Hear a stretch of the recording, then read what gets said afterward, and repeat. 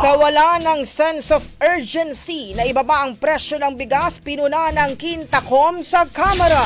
Brigada Haji Caaminyo, ibrigada mo! Brigada Live Report. Ikinadismaya ng mga kongresista ang tila kawalan ng sense of urgency ng Department of Agriculture, DTI at National Food Authority na ibaba ang presyo ng bigas sa bansa. Sa pagdinig ng Quinta Committee sa Kamara, sinabi ni Agriculture Undersecretary Christopher Morales na umiikot na ang papel para sa rekomendasyon na magdeklara ng food security emergency. Ngunit hinihintay pa niya ang rekomendasyon ng National Price Coordinating Council, bagay na hindi nagustuhan ni Quintacom Overall Chairman Joey Salceda.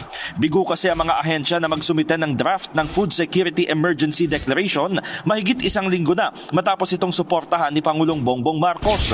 Punto ni Oriental Mindoro Representative Arnan Panaligan, kapag may emergency gaya ng sunog, hindi naman kailangan magpaalam ng mga bumbero sa superior bago umalis.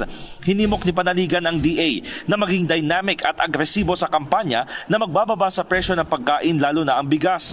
Inalala naman ni Salceda na sa nakalipas na pulong na dinaluhan ng mga kongresista at ni Agriculture Secretary Francisco Tiu Laurel, nag-commit ang rice millers at traders mula sa Bulacan na ibebenta ang kanilang rice stocks sa halagang 37 pesos kada kilo.